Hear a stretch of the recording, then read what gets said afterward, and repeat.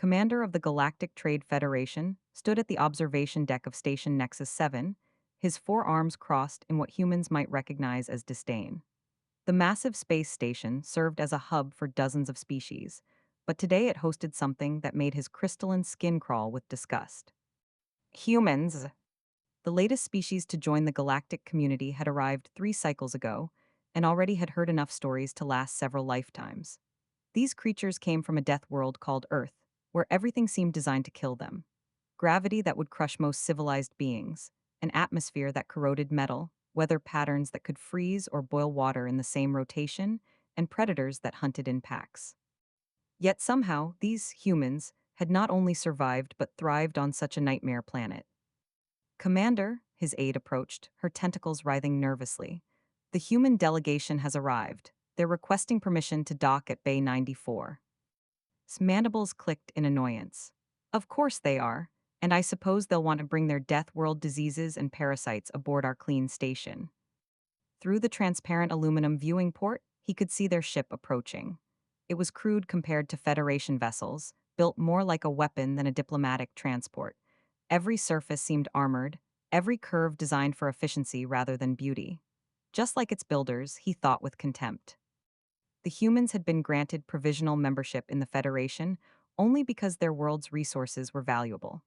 Rare metals, unique organic compounds, and energy sources that could only be found on planets where life shouldn't exist. The Council tolerated them because they needed what Earth offered, but had no such political constraints. Sir, they're also requesting permission to bring a companion animal, continued, reading from her data pad. A what? His voice rose an octave. They want to bring a predator onto the station. The documentation lists it as a dog, sir. Apparently, it's a domesticated creature they use for companionship and protection. His 4 eyes narrowed. Only death would keep predators as pets. The very thought made him sick. Absolutely not. The health and safety protocols alone. Actually, sir, interrupted carefully, the Federation Council has already approved it. Apparently, Ambassador was quite insistent, and the Council decided it would be diplomatically advantageous to accommodate the request. The commander's crystalline plates flared bright orange with anger. Politics, always politics. The Council was so eager to access Earth's resources that they'd compromise the safety of every civilized being in the galaxy. Fine, he snarled. But I want a full security detail monitoring that creature at all times. And if it so much as bares its fangs at anyone, I'm ejecting the whole delegation into space. An hour later, watched from the security booth as the human delegation disembarked. There were 5 of them, all wearing the simple blue and silver uniforms of Earth's diplomatic corps. They moved with the fluid grace of predators, their binocular eyes constantly scanning for threats. Even in this controlled environment, they remained alert and ready for violence.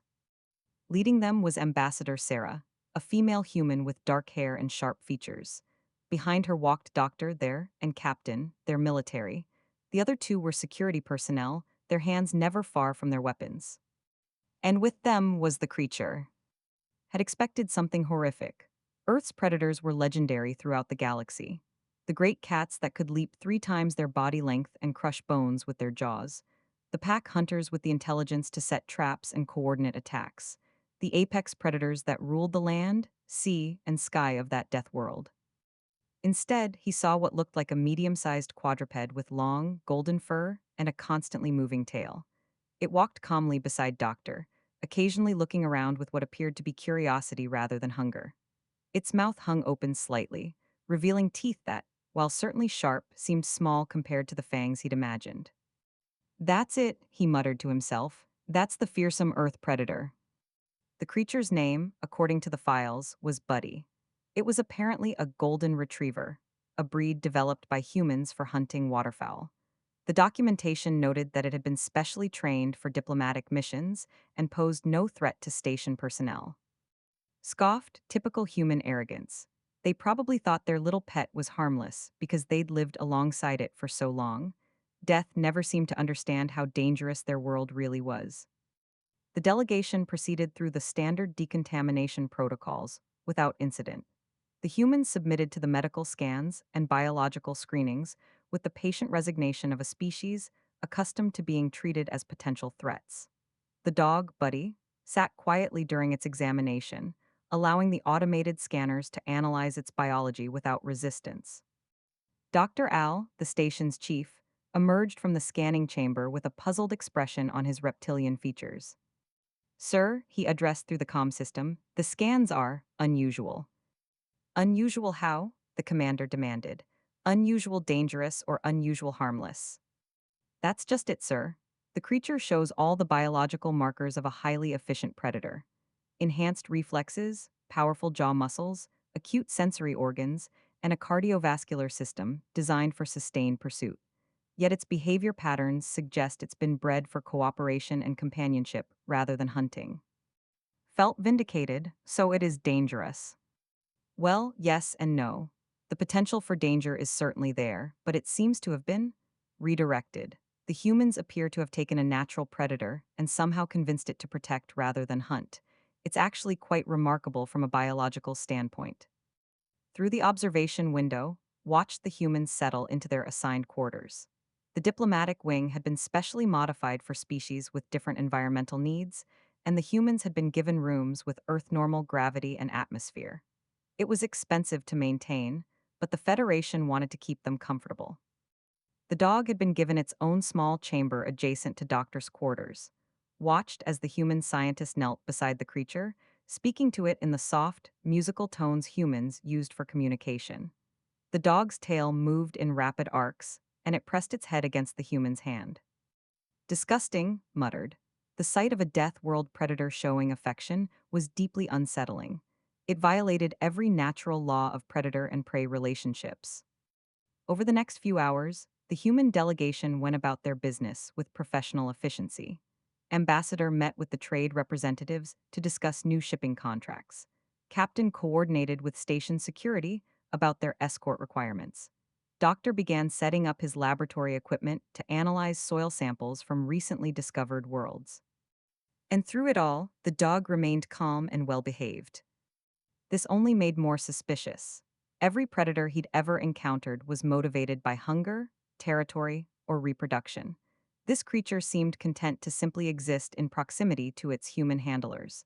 Such behavior was not natural. There had to be some form of chemical or technological control involved. His suspicions seemed confirmed when he observed Doctor taking the dog for what the humans called a walk through the station's public areas. The creature moved through crowds of various alien species without showing any signs of hunting behavior. It occasionally sniffed at interesting scents, but showed no aggression toward potential prey. Several of the smaller species gave the dog a wide berth, their natural prey instincts triggered by its presence. But others, particularly some of the more curious youngsters, approached to get a closer look. Watched in horror as a young, barely the size of the dog's head, reached out with a tentative appendage to touch the creature's fur. This was it. This was where the human's pet would reveal its true nature and attack an innocent child. His hand moved to the emergency alarm, ready to summon security forces. Instead, the dog simply sat down and allowed the young alien to pet its fur. Its tail moved in those rapid arcs again, and it made a soft sound that the translation systems rendered as contentment rather than threat. The child giggled with delight and called for its parents to come see the soft creature. Within minutes, a small crowd had gathered around Doctor and his companion. Aliens from a dozen different species were taking turns touching the dog's fur, marveling at its texture and warmth. The creature seemed to enjoy the attention, its mouth hanging open in what humans called a smile. This is wrong, said Tu. Predators don't behave this way. There's something the humans aren't telling us about this creature. Perhaps, his aide suggested carefully, it's simply well trained. No training could overcome millions of years of evolution, the commander insisted. Something else is at work here, some form of mind control or genetic manipulation. Mark my words, this thing is still a predator, and predators always reveal their true nature eventually. But as the hours passed, the dog continued to confound his expectations. It showed interest in many things, new smells, interesting sounds, different textures, but never once displayed hunting behavior. It seemed genuinely content to observe and interact peacefully with everything around it. The breaking point came during the evening cycle, when most of the station's inhabitants were winding down for their rest periods. Was making his final rounds when he heard a commotion from the lower levels of the commercial district. Emergency alarms were blaring, and security teams were converging on one of the cargo bays. Hurried to the scene, expecting to find that the human's pet had finally revealed its true nature and attacked someone. Instead, he found chaos of an entirely different kind. Somehow, during the routine transfer of cargo from a recently arrived ship, one of the containment units had been damaged. The contents, a collection of exotic plants from the vegan system, had been scattered across the bay. Most were harmless decorative species, but mixed among them were several specimens of Thanatos vine, one of the most deadly plants in known space. Thanatos vine was a parasitic organism that could grow from a small seed to a 10-meter killing machine in a matter of hours. Its thorns carried a neurotoxin that could paralyze most known species, and its tendrils were strong enough to crush bones. Even worse, it was attracted to movement and heat, making it an active hunter despite being technically a plant. 3 of the vines had already begun to sprout and were spreading their thorny tendrils across the cargo bay. Station security was trying to contain them, but their energy weapons were having limited effect on the rapidly growing organisms. The plants seemed to absorb the energy and grow even faster. Evacuate the area, commanded. Seal the cargo bay and vent it to space. Sir, we can't, Chief Security Officer Al replied. There are still 2 dock workers trapped in the back of the bay. The vines are between us and them. Through the transparent barriers, could see the 2 workers, both with their distinctive blue skin and delicate frames. They were huddled behind a cargo container while the Thanatos vines slowly advanced toward them. The plant's sensing organs had locked onto their heat signatures, and it was only a matter of time before the deadly tendrils reached them. Can we cut through the floor from below? Asked desperately. Negative, sir. That section is directly above the main power conduits. Any cutting would risk a catastrophic explosion. What about stun gas? The plants are immune to most chemical agents, and anything strong enough to affect them would probably kill the workers as well. Felt panic rising in his chest. In all his years commanding the station, he'd never faced a situation quite like this. The Thanatos vines were almost impossible to kill without heavy weapons, which they couldn't use in the confined space without risking the workers' lives. Sir, one of the security officers called out, the humans are here. Turned to see Doctor approaching with the dog at his side. Behind him came Ambassador and Captain, both looking grim but determined. Doctor, this area is restricted, began, but cut him off. Commander, I've dealt with aggressive plant life before. On Earth, we have several species that are similar to these vines. I might be able to help. This isn't some earth weed, snapped. These are Thanatos vines. They're classified as a Class A biological hazard. They'll kill you in seconds. Maybe, acknowledged, but those workers will definitely die if we don't try something. At least let me assess the situation. Before could object, the human had moved to the observation window and was studying the scene inside the cargo bay.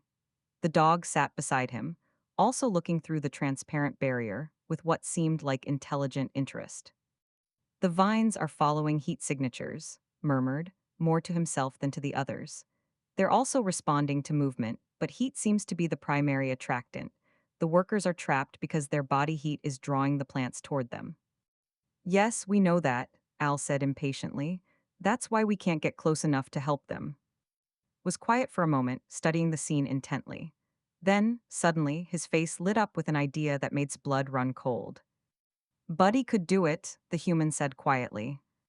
Do what? Demanded, though he was afraid he already knew the answer.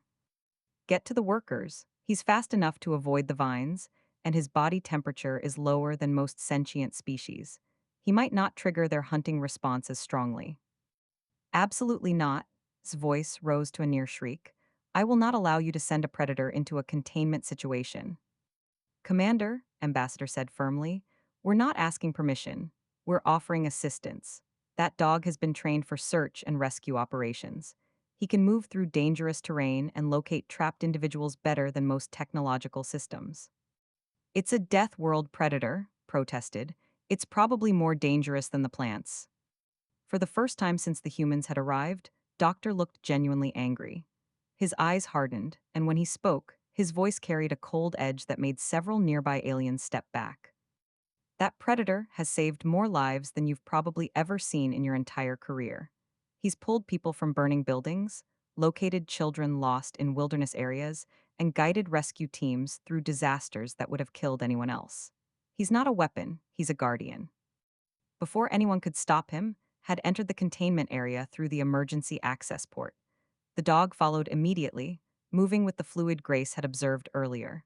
The human knelt beside his companion and spoke to it in low, urgent tones, pointing toward the trapped workers. The dog's entire posture changed. Its ears perked forward, its muscles tensed, and its eyes locked onto the cargo bay where the workers were trapped. For a moment, thought his worst fears were being confirmed, the creature was preparing to hunt. Then Doctor opened the inner containment door, and the dog shot forward like a golden arrow. What happened next, everything thought he knew about predator behavior. The dog moved through the maze of thorny vines with impossible precision, dodging grasping tendrils and leaping over barriers with fluid grace. But it wasn't hunting, it was navigating. The Thanatos vines sensed its movement and heat signature, but the dog was too fast and agile for them to track effectively. It slipped between their searching appendages like liquid light, never staying in one place long enough for them to lock onto its position. In less than 30 seconds, the dog had reached the trapped workers. Instead of attacking them, it immediately began what could only be described as a rescue operation. It grabbed one of the gently by the clothing and began pulling them toward a safe route through the vines. Impossible, whispered, it's actually helping them. The dog made 3 trips, guiding each worker to safety with the same careful precision. On the final trip, one of the Thanatos vines managed to grab the dog's hind leg with a thorny tendril. Expected to see the creature turn savage, to witness the violent predator behavior he'd been predicting. Instead, the dog simply twisted its body, slipped free of the vine's grip, and continued its rescue mission. Even when injured, even when threatened, it remained focused on protecting others rather than defending itself. By the time station security managed to destroy the remaining vines with heavy plasma weapons, both workers were safe, and the dog was sitting calmly beside Doctor, accepting praise and gentle scratches behind the ears. The entire rescue had taken less than 10 minutes. Stood in stunned silence as the human delegation prepared to leave the area.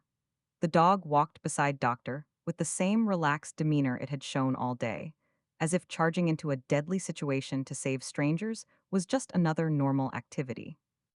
As they passed him, Doctor paused and looked directly at the commander. "You were wrong about him," the human said quietly. "And you're wrong about us. We're not the monsters you think we are." That night found himself unable to enter his rest cycle.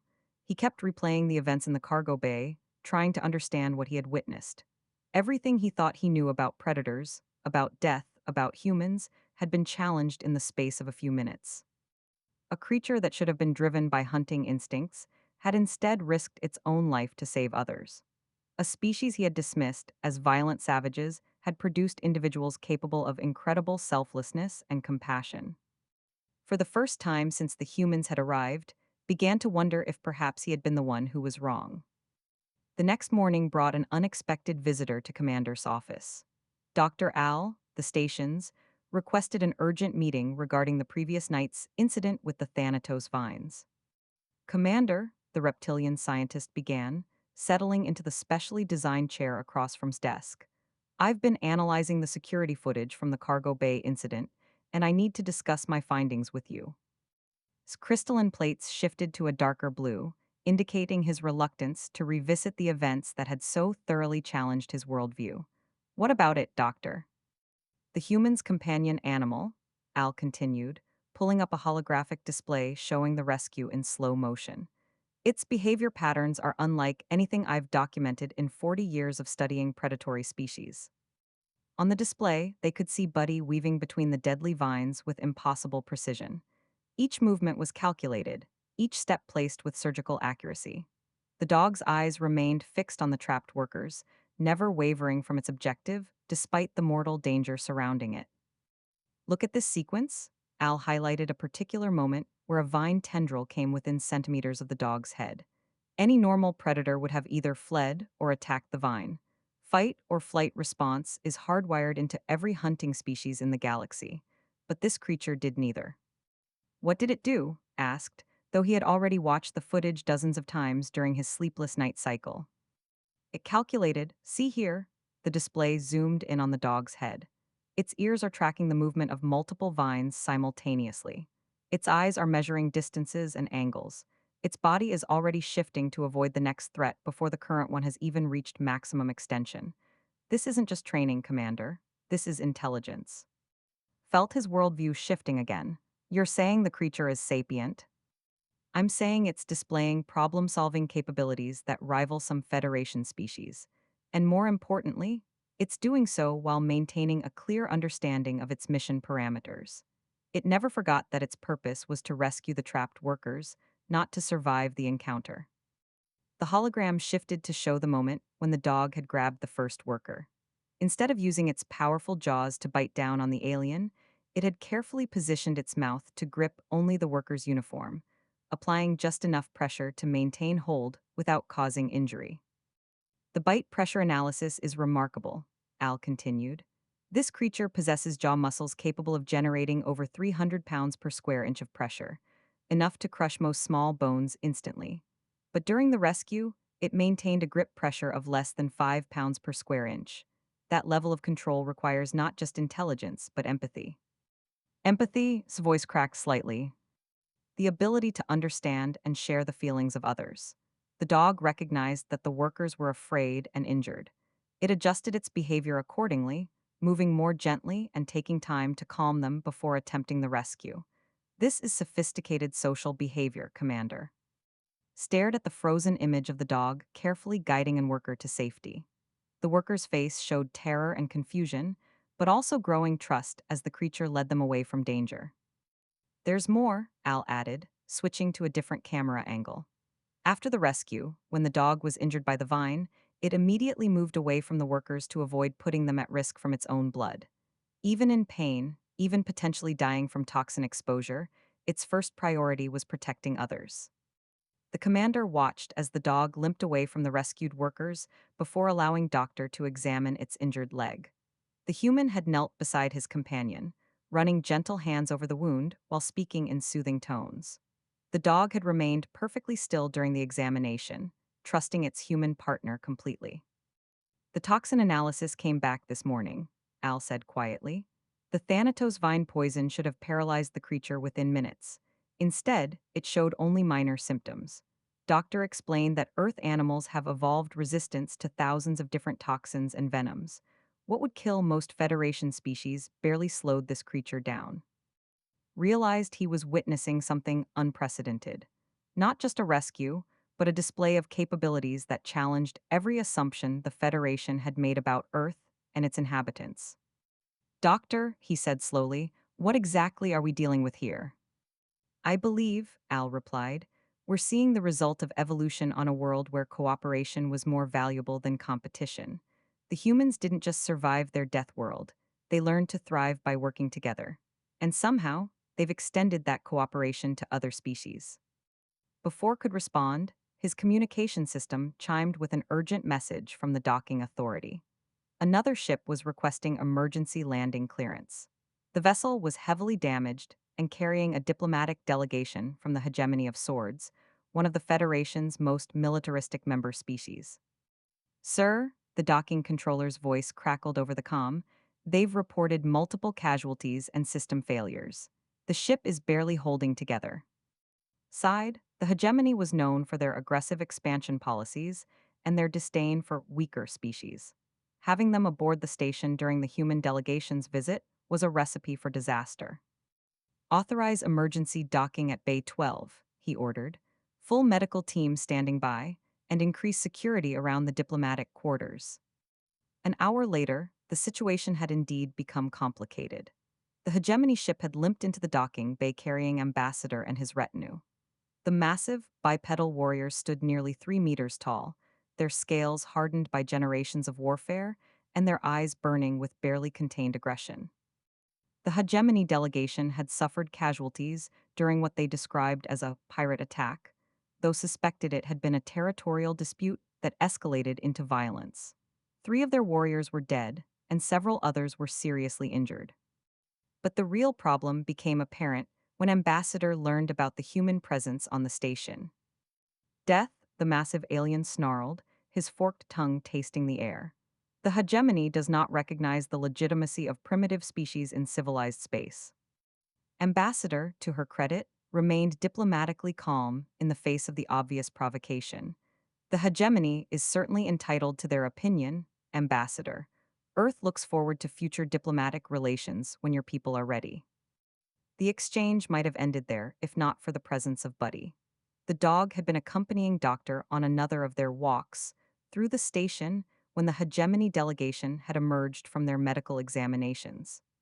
His predatory instincts immediately locked onto the smaller creature. His warrior species had evolved as apex predators on there, and they viewed most other life forms as either prey or threats to be eliminated. What is that abomination? The hegemony ambassador demanded, pointing a clawed finger at the dog. That's Buddy, Doctor replied evenly. He's a companion animal from Earth.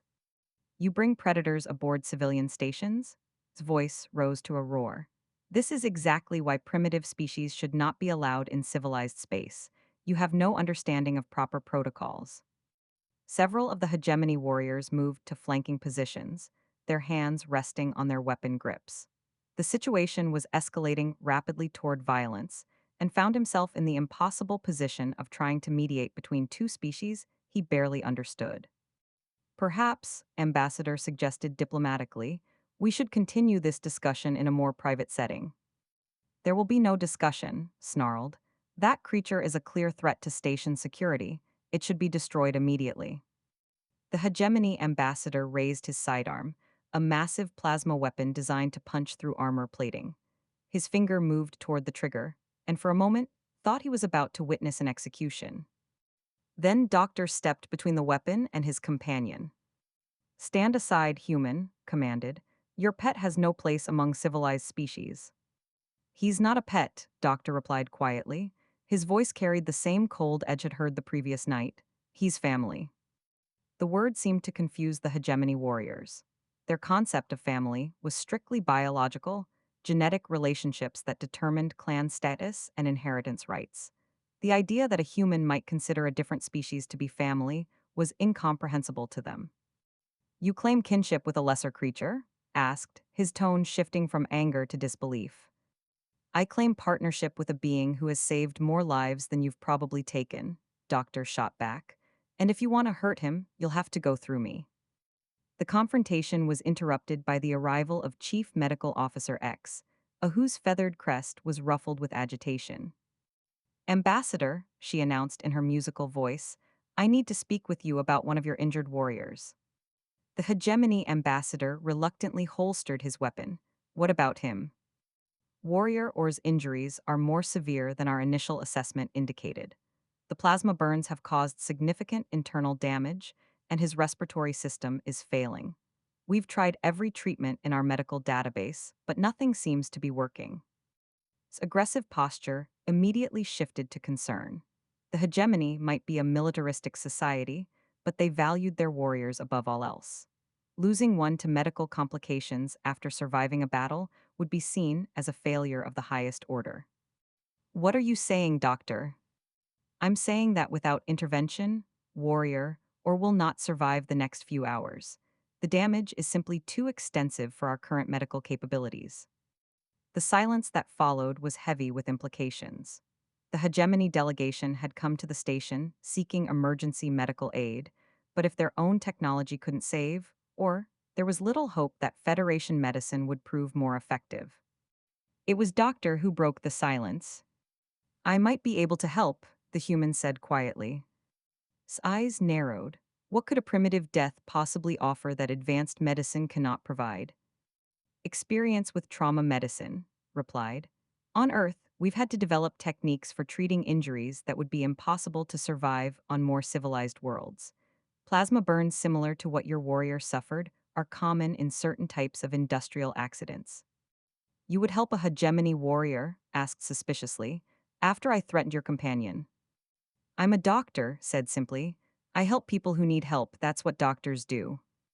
The hegemony ambassador stared at the human for a long moment, clearly struggling with concepts that didn't fit into his worldview. Finally, He gave a sharp nod. If you can save or, the hegemony will consider it a debt of honor. What followed was the most intense medical procedure had ever witnessed. Doctor worked alongside the station's medical team, sharing knowledge and techniques that the Federation's databases had never recorded. He demonstrated how Earth's harsh environment had taught humans to treat injuries that would be fatal on more hospitable worlds. But it was what happened outside the medical bay that truly amazed the commander. While Doctor worked to save the hegemony warrior, Buddy had somehow sensed the emotional distress of the other warriors waiting in the corridor. The massive aliens were packing restlessly, their aggressive energy having nowhere to go while their comrade fought for his life.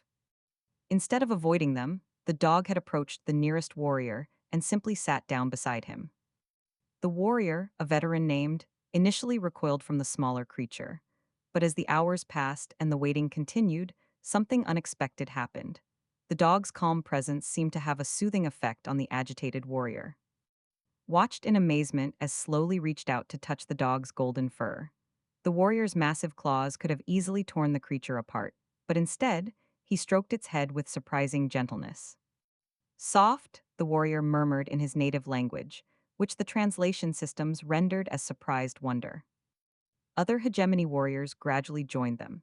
These beings who had spent their lives training for war found themselves sitting in a circle around a small earth animal, taking turns petting its fur and marveling at its warmth. The dog seemed to understand their distress and made soft sounds that the translation systems identified as comforting rather than threatening. "This is impossible," whispered two as they observed the scene. "The hegemony warriors have never shown affection for anything except their weapons and their honor codes."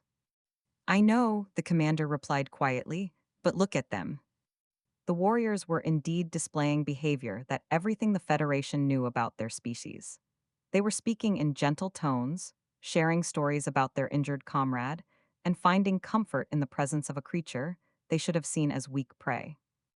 Hours passed before Doctor finally emerged from the medical bay. He looked exhausted but triumphant. "Or is stable," he announced. "The emergency surgery was successful. He'll need several weeks of recovery, but he should make a full recovery." The response from the hegemony warriors was immediate and overwhelming. They surrounded Doctor, expressing their gratitude in their own aggressive but heartfelt way. But it was their reaction to Buddy that truly shocked everyone present. The veteran who had been the first to touch the dog knelt down and spoke directly to the animal in his native language. The translation system struggled to render the meaning, but the intent was clear. He was thanking the creature for providing comfort during his darkest hour. "The small warrior has great heart," declared, using the highest form of respect in hegemony culture. "It brings peace to troubled spirits." Ambassador approached Doctor with what could only be described as newfound respect. "Human Doctor, you have proven that honor exists even among death. The hegemony owes you a blood debt." "No debt necessary," replied. "Just, try to remember that not everything small is weak and not everything different is dangerous." The hegemony ambassador looked down at Buddy, who was still being gently petted by several warriors. For the first time since his arrival, his aggressive posture softened. "Perhaps," he said slowly, "the hegemony has been too quick to judge. This creature shows courage and compassion. These are qualities we respect, regardless of size or species." That evening, as the crisis passed and normal station operations resumed, found himself walking the corridors with a different perspective. He passed groups of aliens from various species, many of whom now seemed curious about the humans rather than fearful. Word of the rescue operations had spread throughout the station, and public opinion was shifting. In the diplomatic quarters, he could see Ambassador meeting with representatives from several Federation worlds, discussing trade agreements and cultural exchanges. The humans were no longer seen as dangerous primitives, but as potential partners and allies. But it was the scene in the common area that truly drove home the magnitude of the change. Doctor was sitting with Buddy in one of the social spaces, surrounded by aliens from a dozen different species. They were taking turns petting the dog, asking questions about Earth, and sharing stories about their own worlds.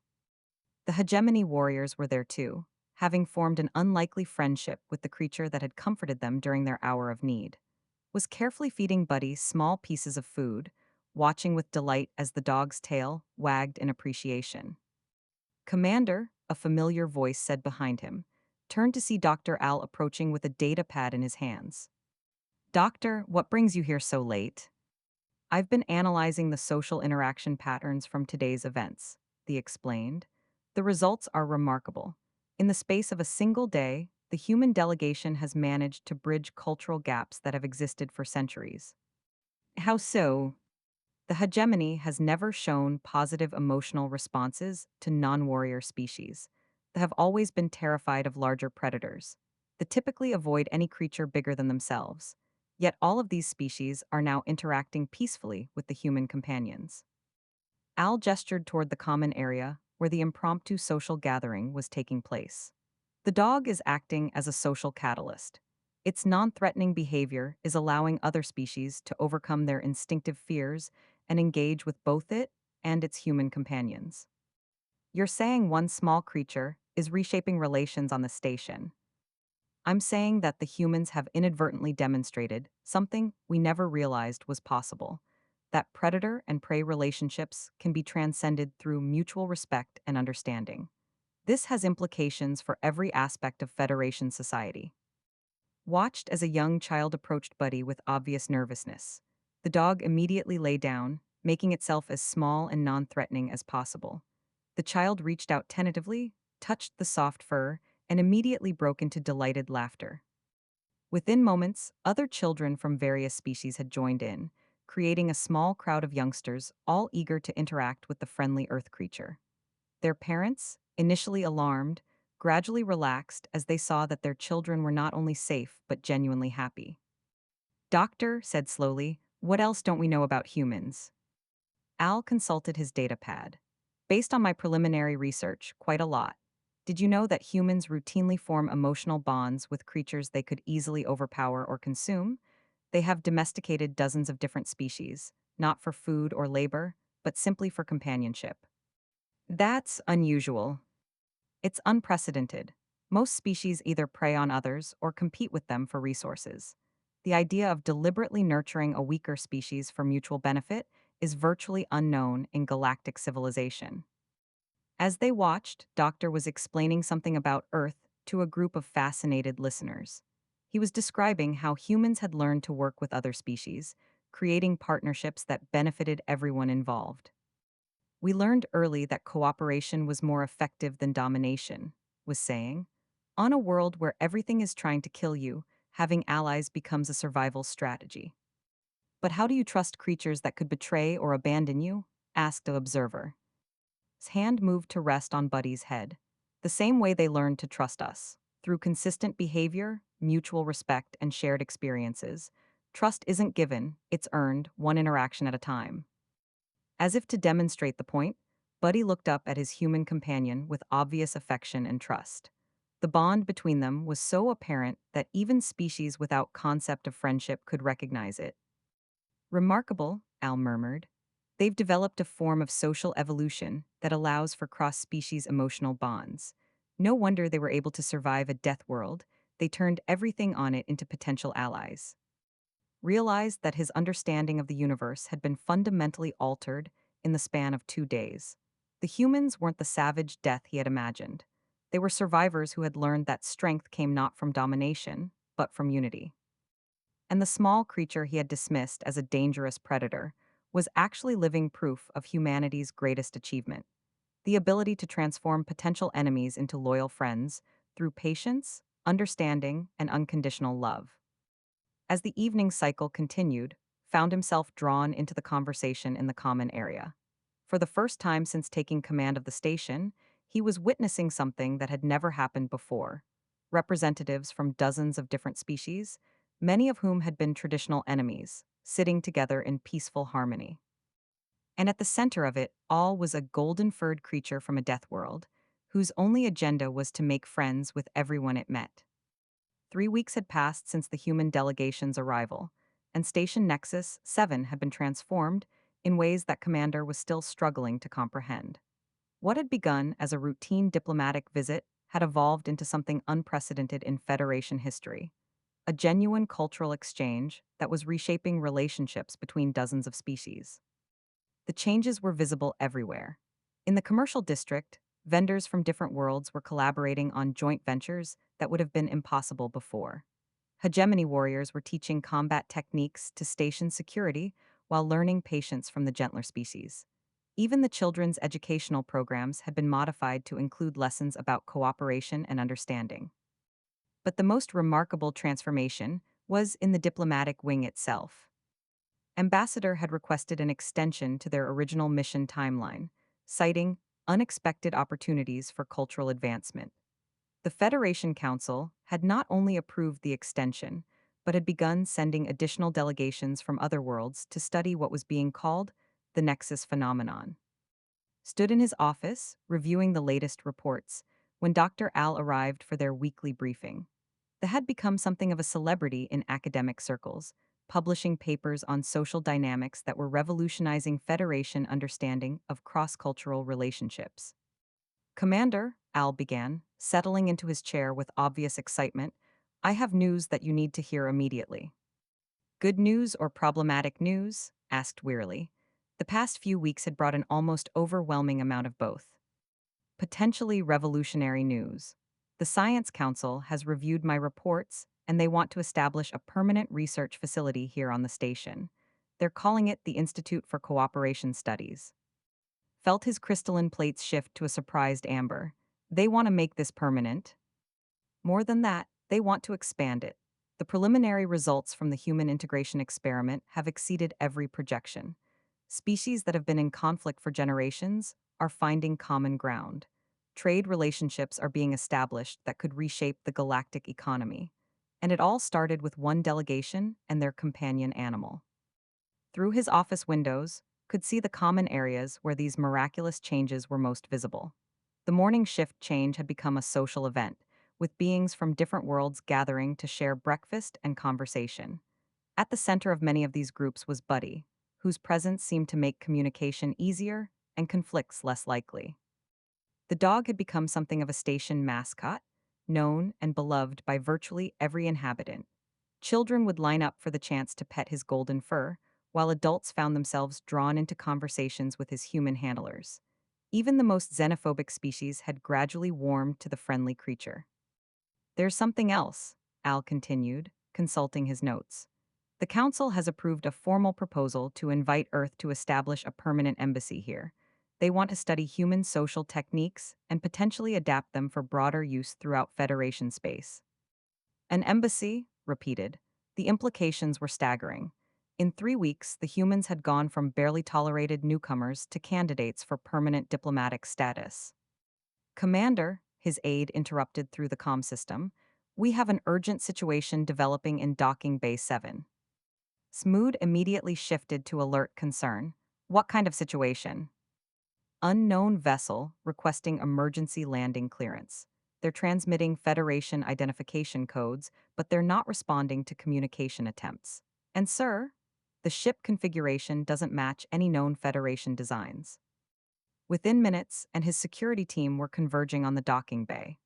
The vessel that emerged from the landing tube was indeed unlike anything in Federation records, sleek and organic looking, with hull plating that seemed to shift and flow like liquid metal.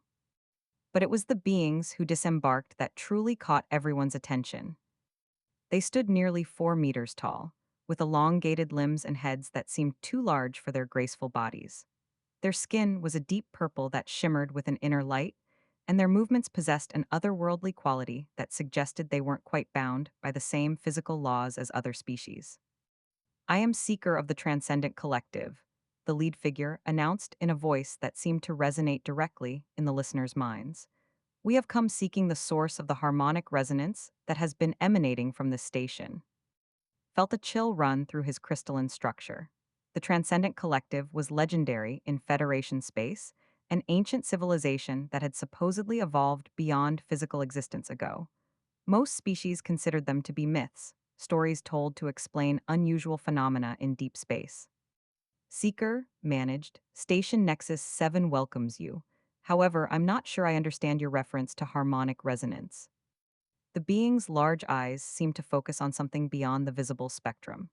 3 of your standard time units ago, this station began generating harmonic frequencies that we have not detected in over 10,000 years. These frequencies indicate the presence of spontaneous cooperative evolution, a phenomenon we believe to be extinct in this galaxy. I'm sorry, but I don't understand what that means.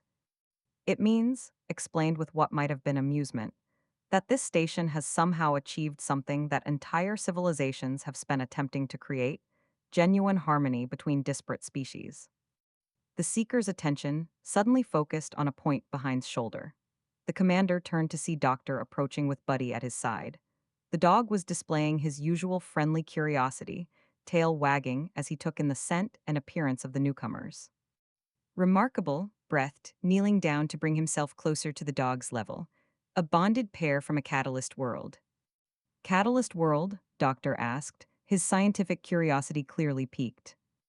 A planetary environment so hostile that survival required the development of cooperative symbiosis between multiple species. We theorized that such worlds might exist, but we have never encountered confirmation until now. The seeker extended one elongated hand toward Buddy, moving with careful precision. The dog, showing no fear despite the alien's imposing presence, approached and allowed himself to be examined. The neural pathways are extraordinary, continued, apparently able to analyze the dog's biology through some form of advanced scanning. This creature's brain has evolved structures specifically designed for communication and emotional regulation. It's a living bridge between different forms of consciousness. He's just a dog, Doctor said modestly, though pride was evident in his voice. He is far more than that, the seeker replied. He is proof that evolution can overcome its own competitive drives when survival demands cooperation. His species has been shaped by millions of years of partnership with yours, creating a being capable of forming emotional bonds across species barriers. Stood and addressed the growing crowd that had gathered to observe this unprecedented encounter. Your companion represents something we believed might be possible, but had never witnessed: the evolution of universal empathy. Universal empathy? Ambassador had arrived, drawn by reports of the unusual visitors. The ability to understand and respond appropriately to the emotional states of beings from any species, regardless of biological origin. Most creatures can only empathize with their own kind. A few can extend that ability to closely related species. But this creature appears capable of forming meaningful connections with any intelligent being it encounters. As if to demonstrate the point, several of the station's children had approached the group. Buddy immediately moved to greet them, his demeanor shifting to accommodate each child's specific needs. With the more timid youngsters, he became calm and gentle. With the more energetic hegemony cubs, he matched their playful energy while remaining safely controlled. How is this possible? Dr. Al asked, his scientific mind racing to understand the implications. Survival pressure, explained. On a world where every environment is hostile, the ability to form alliances with other species becomes crucial for survival. Over time, natural selection would favor individuals who could successfully communicate and cooperate across species boundaries. But that would require intelligence, yes, not just animal cunning, but genuine understanding of complex social dynamics, the ability to read emotional states, predict behavioral responses, and adjust one's own actions accordingly. This creature possesses cognitive abilities that rival many supposedly sapient species. The implications were staggering. If the transcendent collective was correct, then humans hadn't just survived their death world. They had evolved alongside companions who possessed near sapient levels of emotional intelligence. There's more, continued, his attention now focused on the growing crowd of station inhabitants who had gathered. The harmonic resonance we detected isn't just coming from the bonded pair. It's emanating from the entire station population. What does that mean? Asked, though he suspected he wasn't going to like the answer. It means that the presence of this catalyst pair has triggered a chain reaction of cooperative evolution throughout your station. Species that should be natural enemies are developing new neural pathways that allow for peaceful coexistence. You're witnessing the spontaneous emergence of a multi-species collective consciousness. The silence that followed this declaration was profound. Looked around at the assembled crowd, hegemony warriors standing peacefully beside families, traders sharing space with academics, dozens of species that had historically been in conflict now gathered together in apparent harmony. How long has this been happening? He asked weakly. The process began the moment your human companions arrived, replied. Their bonded relationship serves as a template that other species unconsciously emulate. The dog's universal empathy acts as a social catalyst, facilitating connections that would otherwise be impossible. Doctor looked down at Buddy, who was now being petted by a small group of children from 6 different species. You're saying that Buddy is somehow changing everyone around him. Not changing, revealing. The capacity for cooperation exists in all intelligent life. Your companion simply provides a safe framework for that capacity to express itself. In his presence, other beings feel safe enough to lower their defensive barriers and open themselves to new forms of connection. As they watched, a remarkable scene unfolded. A young hegemony warrior had knelt down to pet Buddy, and in doing so had found himself in conversation with the elder. The two beings, who should have been natural enemies, were discussing their respective worlds' agricultural techniques with obvious interest and respect. This is unprecedented, Ambassador said quietly. We had no idea. Your species couldn't have known, assured her. This level of cooperative evolution typically requires thousands of years to develop naturally. The fact that it's happening spontaneously suggests that your world has produced something truly extraordinary. Over the following days, the presence of the Transcendent Collective delegation added a new dimension to the station's transformation. The seekers brought knowledge and perspectives that spanned, offering insights into the nature of consciousness, cooperation, and social evolution. But it was their interaction with Buddy that provided the most profound revelations. The dog, they discovered, was not just an example of evolutionary cooperation. He was an active participant in a form of consciousness that existed between species rather than within them. His thoughts and emotions were somehow networked with those of the beings around him, creating shared experiences that transcended individual awareness. Watch demonstrated during one of the research sessions. He projected a complex geometric pattern that was visible only to transcendent perception. Buddy's ears immediately perked up, and within moments, several other station inhabitants turned toward the same direction, as if responding to a signal they couldn't consciously detect. He's translating our communication into formats that other species can perceive, the seeker explained. Not just emotionally, but cognitively. He's serving as a bridge between different forms of consciousness. Dr. Al was frantically taking notes. Are you saying he's telepathic? Not in the traditional sense. He's empathic on a quantum level. He perceives and responds to the underlying harmony that connects all consciousness. Your species developed this ability as a survival mechanism, but it's become something far greater. The demonstration continued as shared more complex concepts through his projection. Buddy would receive each thought and immediately translate it into behavioral cues that other species could understand. A concept about shared resources became a play behavior that encouraged cooperation. An idea about peaceful coexistence became a calming presence that reduced territorial aggression. This is how your station achieved harmony so quickly, concluded. This creature has been unconsciously facilitating communication between species that had no other way to understand each other. The research sessions revealed more extraordinary discoveries with each passing day. Buddy's brain showed activity patterns that suggested he was constantly processing and interpreting the emotional states of dozens of different beings simultaneously. His responses were tailored to each species' specific needs and communication styles, creating a form of universal translation for consciousness itself. But perhaps the most remarkable discovery was that his influence was spreading beyond direct contact. The harmonic resonance is growing stronger, reported after a week of observation. Other beings on the station are beginning to develop similar empathic abilities. Your catalyst companion is teaching them how to perceive and respond to emotional states.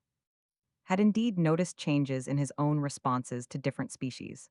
Where he once felt suspicion or dismissal, he now found genuine curiosity about their perspectives and experiences. Other station inhabitants were reporting similar shifts in their attitudes and perceptions. Are we becoming like him? Asked during one of the briefings. You're becoming what you always had the potential to be, replied. All consciousness is connected at fundamental levels. Your companion is simply helping you perceive and act on those connections. The implications were staggering. If the effect could be maintained and studied, it might be possible to transform relations throughout the galaxy. Conflicts that had raged for might be resolved through enhanced empathic understanding.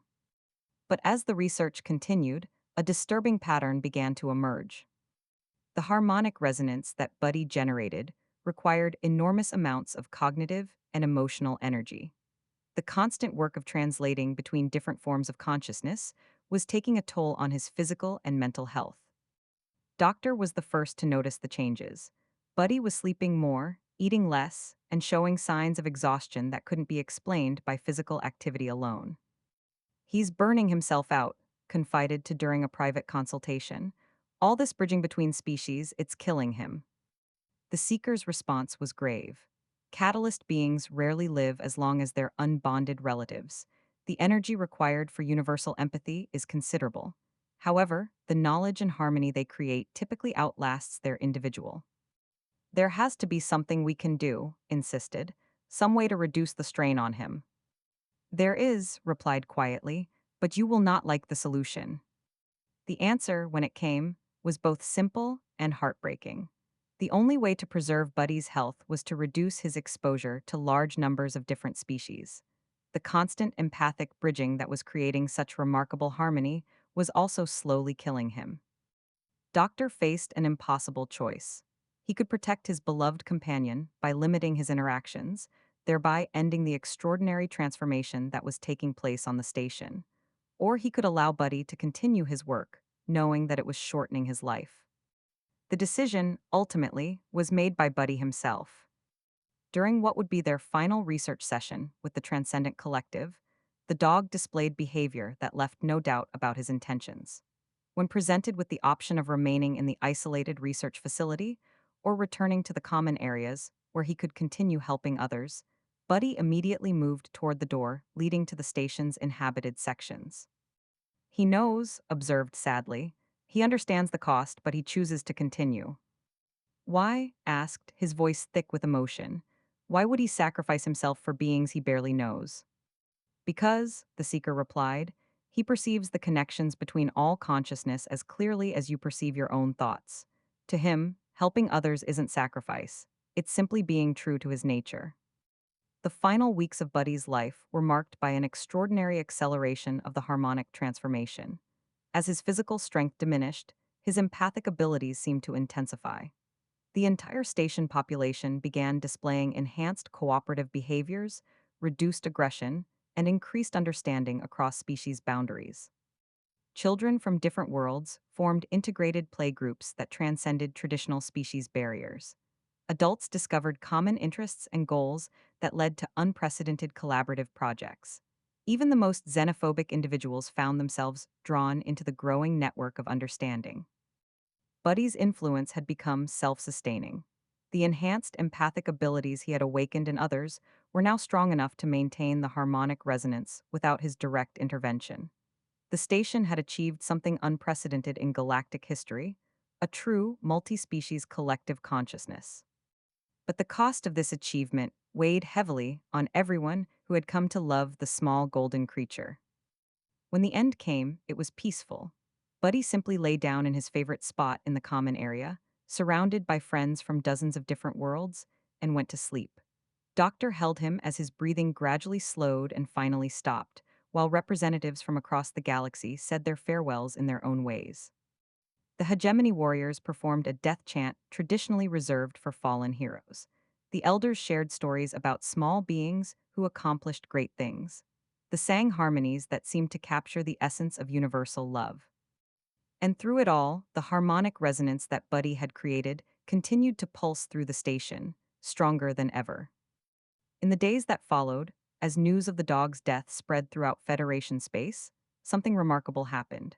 The empathic abilities that had awakened on Station Nexus 7 began appearing on other stations and worlds where Buddy's story was known. The quantum consciousness connections he had facilitated seemed to be propagating across interstellar distances, spreading through the galaxy like ripples in a cosmic pond. Species that had never met humans began reporting enhanced empathic abilities and increased cooperative behaviors. The Transcendent Collective confirmed that the harmonic resonance was detectable from hundreds of light years away, and continuing to expand. He didn't just change this station, explained during his final briefing. He awakened something that was dormant in all consciousness. The ability to perceive and respond to universal empathy was always there. It simply needed someone to show others how to access it. Commander stood in the observation deck where his journey of understanding had begun, looking out at a station transformed beyond recognition. The bustling corridors below were filled with beings from dozens of worlds working together, learning from each other, and building relationships that would have been impossible just months before. In the memorial garden that had been created in Buddy's honor, children from across the galaxy came to play together while their parents discussed cooperative ventures and cultural exchanges. The simple plaque at the center bore an inscription in dozens of languages, but the message was universal. In memory of a small being who taught us that love has no boundaries. Doctor continued his work on the station, now serving as the director of the Institute for Cooperation Studies. His research into empathic consciousness and cooperative evolution was laying the groundwork for a new understanding of how intelligence could transcend biological limitations. But perhaps most importantly, the changes that Buddy had catalyzed were spreading throughout human space. Other humans were arriving with their own companion animals, each carrying the potential to further expand the network of universal empathy that one golden retriever had begun. The Federation Council had formally acknowledged Earth as a full member species, with humanity receiving status as cultural development advisors, a position created specifically to help other worlds learn the cooperation techniques that had transformed Station Nexus 7. As prepared his final report on what would come to be known as the Nexus transformation, he reflected on how completely his understanding of the universe had changed. He had begun by dismissing humans as dangerous death and their companions as simple predators. He now understood that he had witnessed something that occurred perhaps once in a million years, the emergence of a species capable of universal love. Humans, shaped by their harsh world's demands for cooperation, had evolved beyond the competitive drives that dominated most intelligent life. They had learned to form genuine partnerships with other species, creating bonds that transcended biological and cultural barriers. And in doing so, they had produced companions like Buddy, beings capable of awakening the dormant capacity for universal empathy that existed within all consciousness. The golden retriever was gone, but his legacy lived on in every cooperative gesture, every moment of understanding, and every new friendship formed across the boundaries of biology and culture. In the end, realized, the humans hadn't just brought a pet to the station. They had brought a teacher whose lessons would reshape the galaxy for generations to come. The small creature he had once feared as a dangerous predator had proved to be something far more powerful, a gentle soul whose only agenda had been to love everyone he met, regardless of their species, size, or origin. And that love had been more transformative than any technology, more revolutionary than any weapon, and more enduring than any empire the galaxy had ever known.